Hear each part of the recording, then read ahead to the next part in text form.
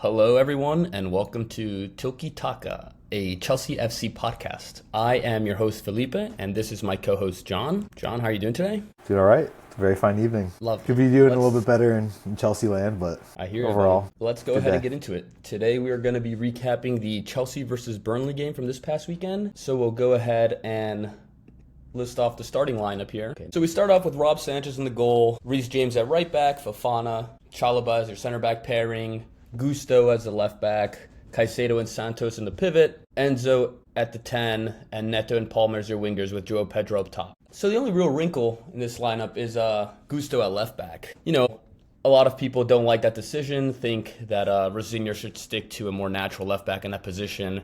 And with Cucurella being out, that would be Hato. What do you think about that, John? you know, I see the logic in it.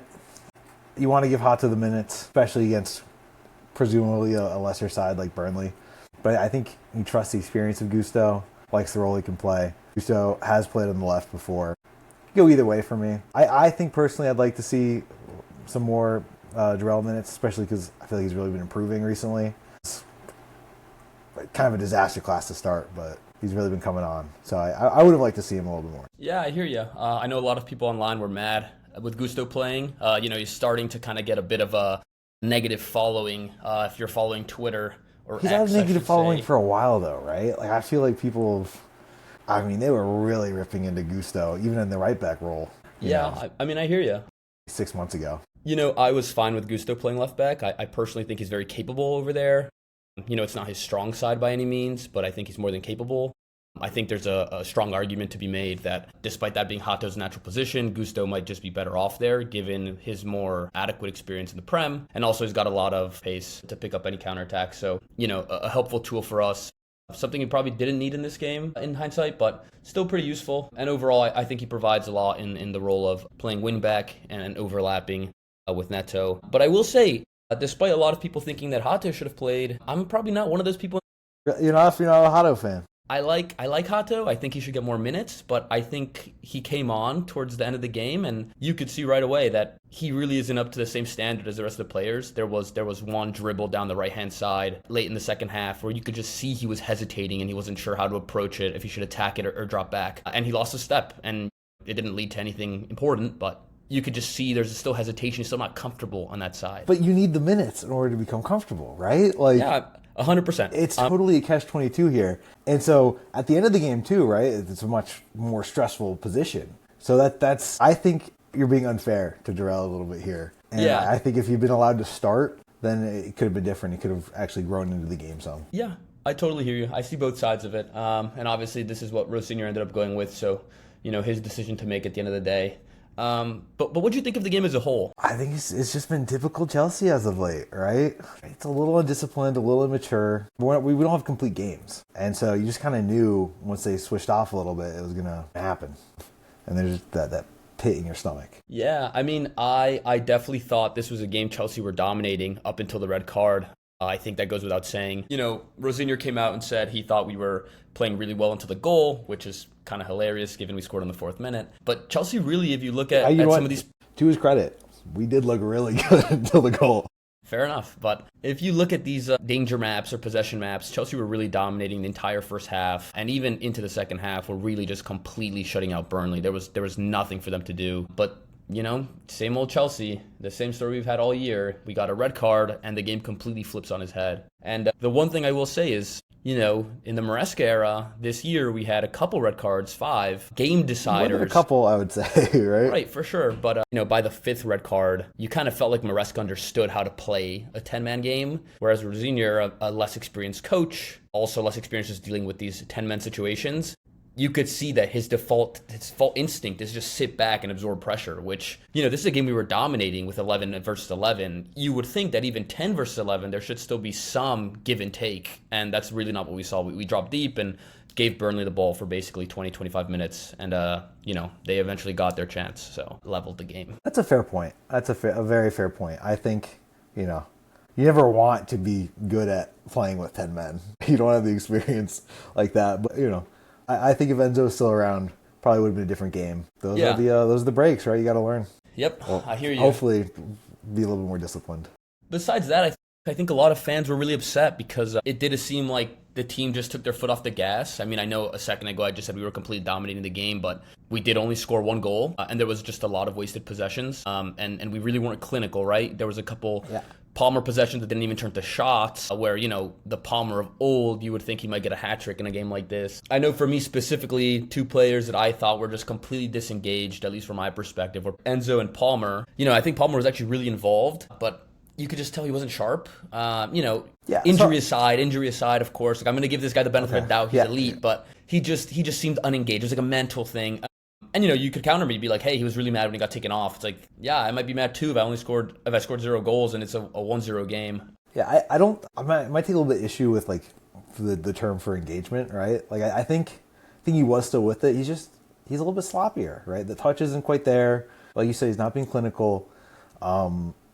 And he has high standards for himself, right? So, like, yeah, of course. I think he's upset to not being able to reach those standards, and I think it probably does come back to the injury, right? You spent all that time not playing, just not quite as sharp. I'm not worried for the future. It sucks to drop the points, right? Right, and I'm not gonna go into any of the players too much, but again, I thought Enzo was pretty unengaged. I don't know if you remember that one possession at the very end of the game where he took it to the corner flag and ended up just passing it out of bounds. That's just like a small microcosm, but I think a lot of the fatigue is playing into this. Yeah.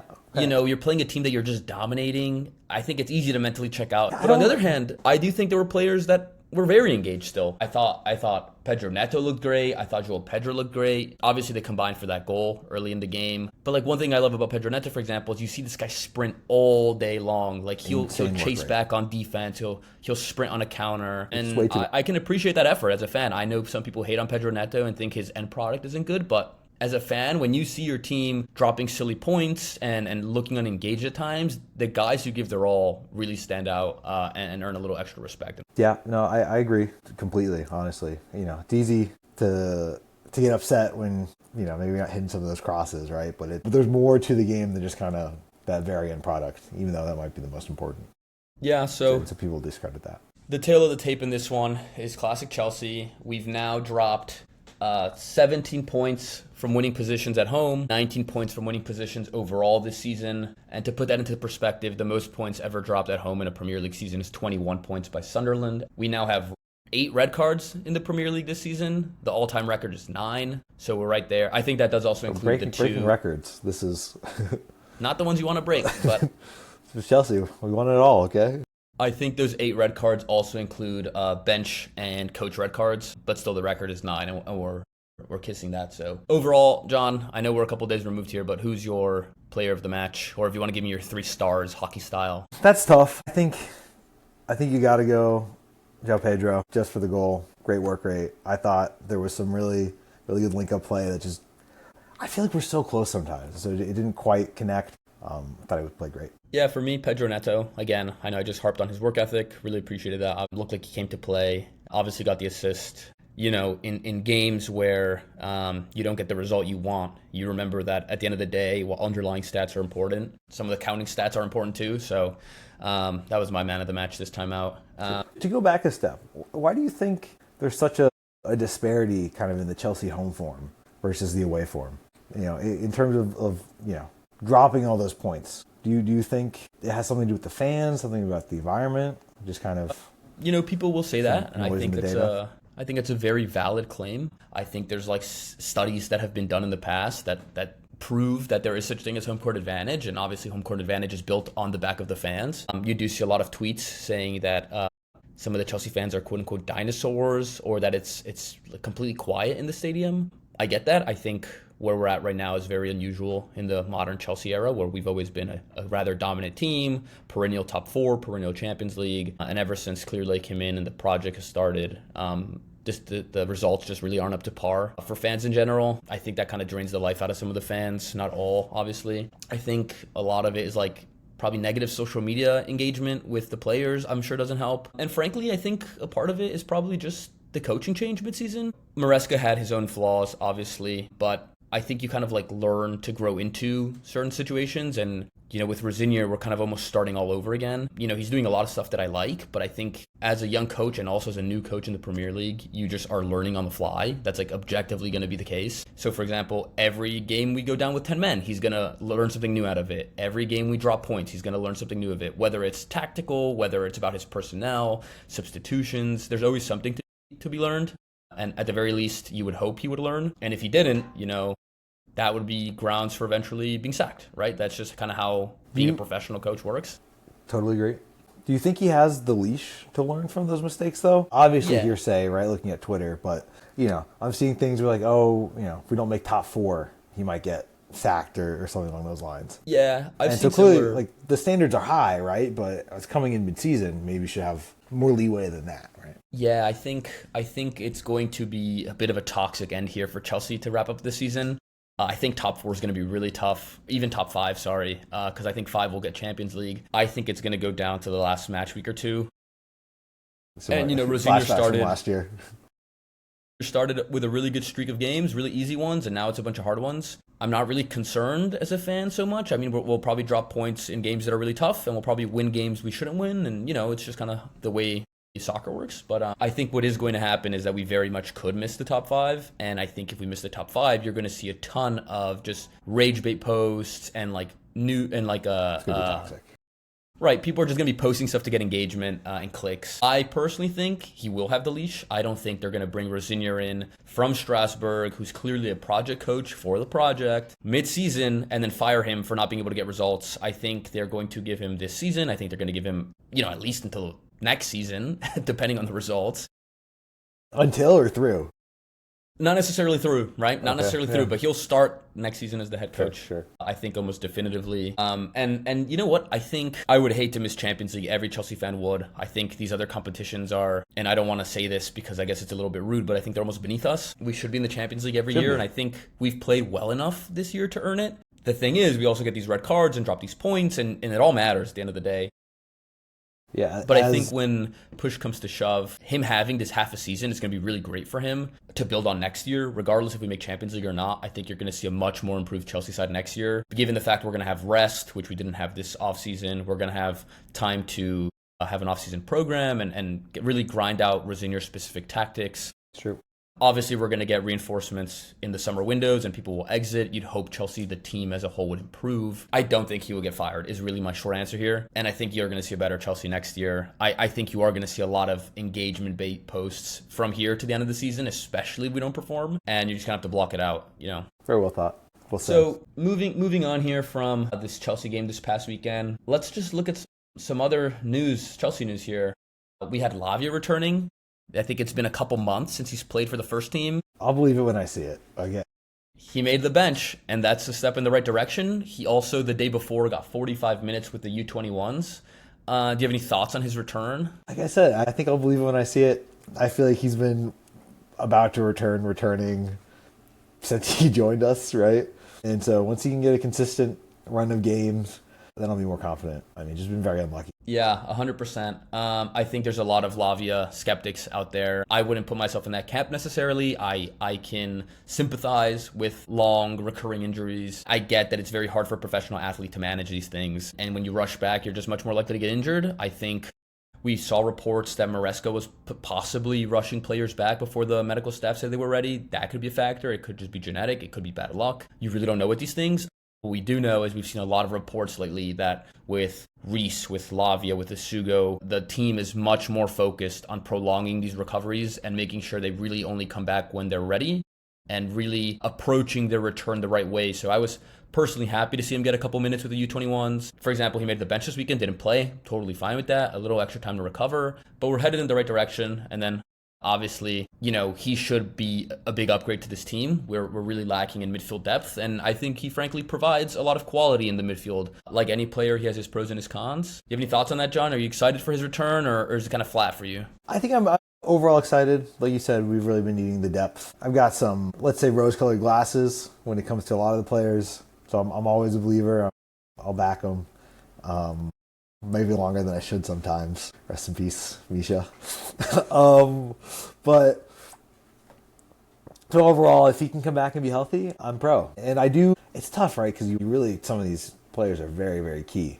Like, you never want to not have Reece James, right? So I can really see the desire for like wanting to rush them back, but ultimately taking your time and following the medical staff is, just in the long run, the much, much smarter play. Yeah, I mean, I think not only the depth will help, I think he does add an element to this team that we don't currently have. And, I'm no tactical genius, but you would hope Rosinger would find a way to get the most out of that and maximize the squad output. So I'm looking forward to seeing Lavi on the pitch again and hoping he stays healthy. And continuing on this injury front, there were reports that Estevao was out this past weekend with a hamstring injury. There is no reports detailing how long he's going to be out for, if it's serious, if it's not, if it's a one-time thing. So that's definitely something to keep an eye on. And in that same vein, we are currently in a bit of a winger crisis here. No Giddens for the rest of the season. We don't really know how long Estevao is going to be out for. Jesse Derry has been training with the first team in the absence of these other players, and he actually missed the U21 match. A lot of people speculated he was going to be on the bench for the game against Burnley. He was not selected. Yeah, I too was surprised by that a bit, if only for the depth of it all. I know he only played against Hull. I understand it's a different form of competition, but just to give yourself some variety, I would have thought he would have made the bench. He didn't. Not my decision. It's not the end of the world to me either. This game was not lost because we didn't have a winger on the pitch. It was lost from mental mistakes. And not leaving this winger topic, I've got some news for you here. Garnacho has actually been a do not play in 5 of the last 8 Premier League games. Do you have any thoughts on that? I haven't been tracking that, honestly. I'm a little surprised, just like you said, given some of the winger concerns. Foley do not play is, I didn't realize he wasn't even being put on as a sub. Another player who's very controversial, we'll say. I think, I think he does provide a decent amount to the team, especially if he can, come on as a sub and kind of stretch the field a little bit. So I'm surprised by that. I'm similar to you. I do think Garnacho does provide something positive to this team. I think he's probably the most hated player inside of the Chelsea fan base. I feel bad for the guy. He's just a kid. I think he's 21 years old. Is he only 21 still? Yeah. And I will say, I think a lot of his game is ugly. A lot of times I watch these games and they're not pretty. He's not beating people off the dribble. But at the end of the day, he has a lot of output. He's one of the best performers on this team right now with GA per 90. And, you could say it's against weaker competition, but generally speaking, it's not. He scored 2 goals against Arsenal just the other week in the FA Cup. You could say they were garbage time goals, but I'll say he scored 2 goals. So I don't think there's garbage time too either when there's a second leg to be had. Right on. But so, yeah, I am surprised. I get it, though. I think he's got a lot of bad performances since Rosinger came in. And as well as you might practice, I think a lot of the match performances speak volumes. I don't think I'm ever going to forget him playing against Wan-Bissaka. It's been permanently engraved in my brain as one of the worst performances I've genuinely ever seen in my entire life. So despite the fact I'm not a Garnacho hater, I do understand why we're in this position. I'm shocked he doesn't play more, again, given this winger crisis, I would call it. But I haven't lost faith in him. I don't necessarily think he's going to be sold this summer or anything like that. But truthfully, who's to say what's going to happen? So that's really it for this kind of opening Chelsea segment. I wanted to take a just quick look around the league here for match week 27. So some other results that are interesting for Chelsea. We had Villa tie to Leeds 1-1. Chelsea could have really cut the lead down there to the top 5 race a bit. We also dropped points. City win to attempt to close the gap on Arsenal. Liverpool win, which does in fact close the gap on Chelsea. I think them and Chelsea are now tied in 4th place on points. And unfortunately, Arsenal do win against Tottenham in the North London Derby. I did have faith for a second, but at the end of the day, Tottenham's Tottenham, and you cannot count on Tottenham. They got kind of boned by the refereeing too. I don't want to get into that too much, but... Yep. You can never count a Premier League referee to help you get a result, unfortunately, and they certainly did not help Tottenham this week out. All right, so that's just a quick look around the league this week. Overall, Chelsea really have hurt themselves not getting more points the last two match weeks, but there is still a lot of games to play. Like I mentioned before, Chelsea actually do have the second hardest match schedule by Opta rankings. So, you do kind of grind your teeth a little bit looking at that and worry. But I think I saw that though, and the rankings are all pretty close, right? No Premier League game is a cakewalk. Yeah, 100%. So I don't think it's really it is the hardest or second hardest, but it's not, it's not super drastic. Hey man, if Wolves can beat Arsenal, anybody can beat anybody else. That's what I'm going to say. True, touche. Okay, so moving on to this next little segment. So, we're going to approach the summer soon. It's going to be time to make a lot of contract decisions, purchase and sales. I'm not going to have you open your pocketbook and start thinking about purchases and sales here.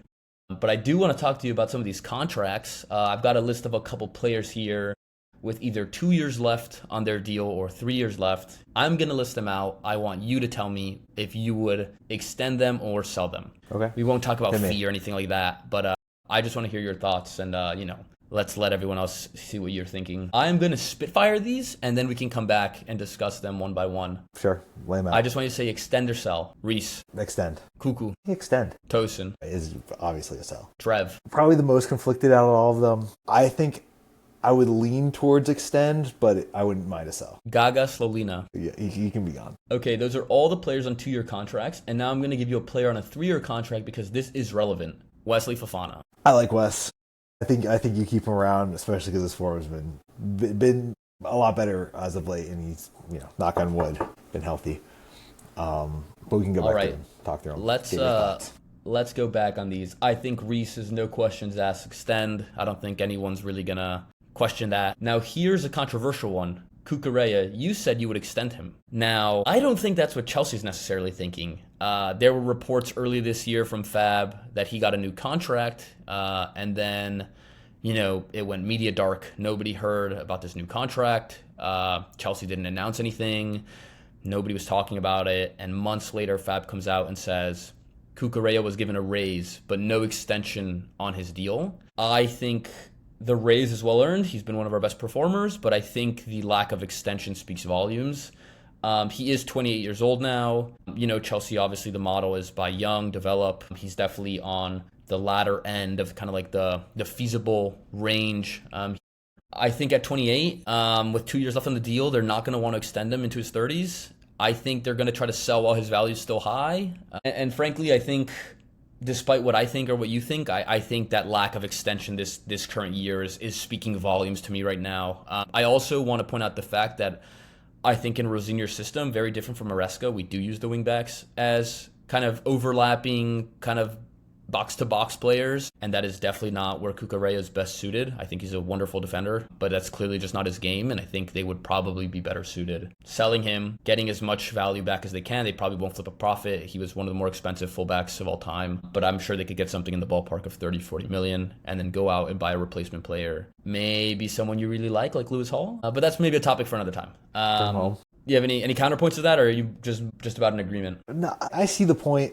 I get it. We'll see how he fits continuing on with Rosinier's system. I think at some point, right, I get the model. I do. You got to have performers at some point, and he's been really steadfast and obviously very consistent, I think, the past couple of years. And so I wouldn't mind extending him at all. I get how it is a business. It'll probably make more financial sense to find a replacement. Pains me to roll the dice there a little bit when we seemingly have crises all over the pitch and question marks. And I like, up until this recent kind of injury spell, like we'll put Mark's name down on the tactics board right away and just let that be. Yep. No, this one we don't have to debate much. Tosin is definitely a sell. I think people are really fed up with his performances. There's almost like a running gag that if he comes on the pitch, we are going to drop points or let up a goal. And frankly, I'm usually not buying into these Twitter narratives by any means, and I don't generally follow the status quo on Twitter, but that is one I just about buy into. I think he will get sold. Now, I have a little surprise blurb here for you. He's actually the 9th highest earner on the Chelsea squad right now via Capology. I guess he came in on a free, right? So yeah, had more money to spend there, but that's most likely the rationale there. But it is jarring information when you see his performances. You don't love to see it. Yeah, so he'll be on the way out, and I think that'll help. Now, Trev, I think, is another one that is very controversial. I mean, a lot of people do not seem to like Trev. I think he's a pretty good player. I think it's unfounded. I think there's actually a wide diaspora of opinions on Trev. I think some people think he's quite good. I think some people think he's good enough. Some people think he's really the worst player on the planet. Personally, I think they should extend him. I don't know what they're going to do. I think at the end of the day, he's a pure profit play. They could sell him for probably something in the ballpark of 25 to 45 million is my guess. And they might just... they might just eat it up, right? But at the end of the day, he's performing pretty steadily for Chelsea. He's actually the player with the most minutes on the squad this year. And he's actually not that highly paid. I think it probably wouldn't even cost that much money to extend him and give him a raise. So to have one of the longer tenured players performing pretty consistently, keeping some consistency in the squad when, of course, Chelsea's like a high turnover team. It doesn't hurt to have some consistency. And he's not the kind of player who I think has any issue coming off the bench. If we were to buy a starter in that position and move him to kind of be the third center back, I don't think he'd have too many qualms. So I think there's a lot of reasons to keep him. I think there's potentially millions of reasons to sell him. So it could really go either way. That's in the summer with that one. I think Gaga will walk. I don't think there's going to be much debate there. I just think his career's kind of stalled a bit. He didn't have any good loans with us. We're not playing him. I think he'll ask to leave, maybe go back to MLS. And now the last one, the one that we did say is a bit controversial as well, is Fofana. Now, I know you like Fofana. I know you gave some of the reasons why you think he should stay. Before we cash it out, the one thing I do want to say is that, despite the fact that he's the only 3-year player left here on this list, he's in fact part of the old salary structure. So Chelsea's really adamant on maintaining this salary structure. It's the reason we didn't go after Olise. It's the reason we don't go after a lot of big names. And he is one of the only players with Cucurella who are still in the old salary structure. I think that might almost be reason enough to let him walk. If I was putting on my sporting director cap, that's not my personal opinion. Because the other players might grow resentful, or just cost too much money. I think it's hard to pitch the whole wage structure thing when there's a couple players who are outliers. I think the more you tighten it up, the more you can really push it on future signings. But there's obviously other elements that would determine if he were to get sold or not. And that largely has to do with on-the-pitch performance and injury history, fee we would receive, all those kind of things. To your point, I think his performances have largely been very good this year. He's been really healthy. Hopefully he stays healthy. Of course, he's played very few games for us through the first 3 years of his contract.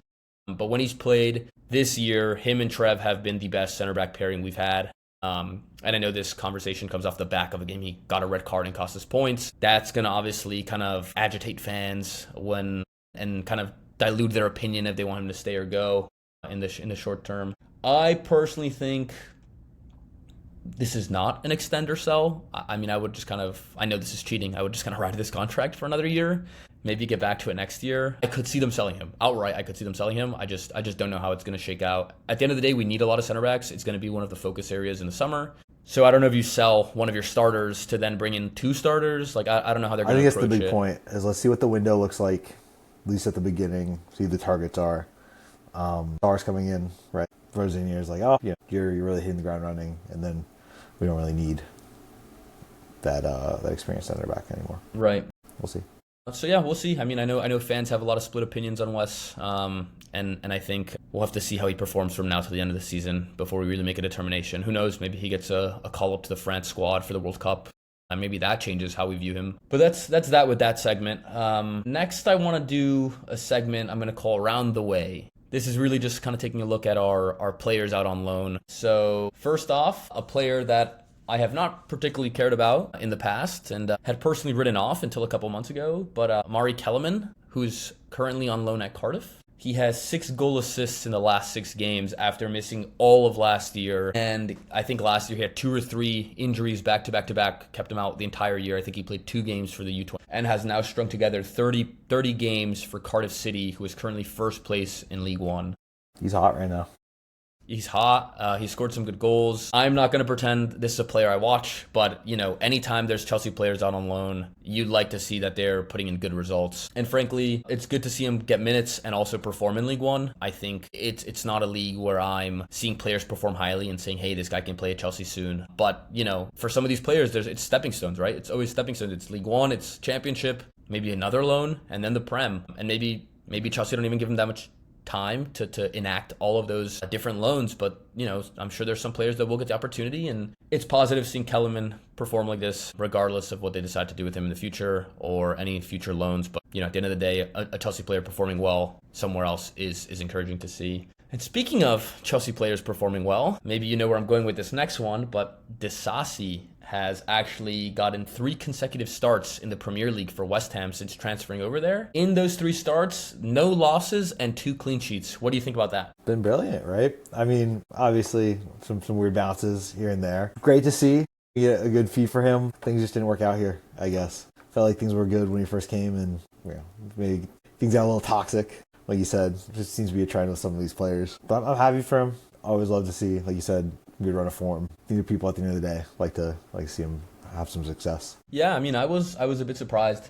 I think Disasi is one of the more complicated players we've had in recent history, where he was starting games regularly for Chelsea, underperforming, was one of the few players we sent into the bomb squad, which is not something we've like historically had a lot of, nor has it been like so widely publicized and kind of harped on. But him and Sterling were on that bomb squad, and they were just not getting any minutes. They were training alone for months at a time. Very late in the Maresca tenure, when I think he let Disasi train with the U21s. And he got this loan in January to West Ham. I thought it could potentially shake out where he wouldn't play a couple of games to start just from a lack of fitness. But they put him in right away, whether it be because Tobido had that red card he got against Chelsea, or maybe they just, thought Disasi could perform well, but they've started him 3 games in a row. And, I'm pretty active on Twitter myself, and I see a lot of West Ham posts, and these guys are really loving his performances so far. So, again, encouraging to see. I know we bought him for like 35 or 40 mil, and I'm sure we could recoup a little more money than we could have if we had this conversation a couple months ago. So that's positive to see.